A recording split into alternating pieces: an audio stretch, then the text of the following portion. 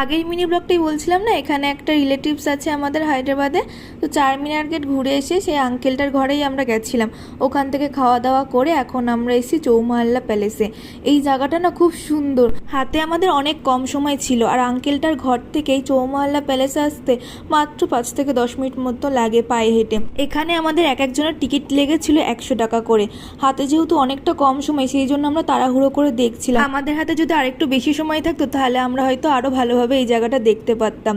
আর এই আঙ্কেলটাই আমাদের ছিল পার্সোনাল গাইড।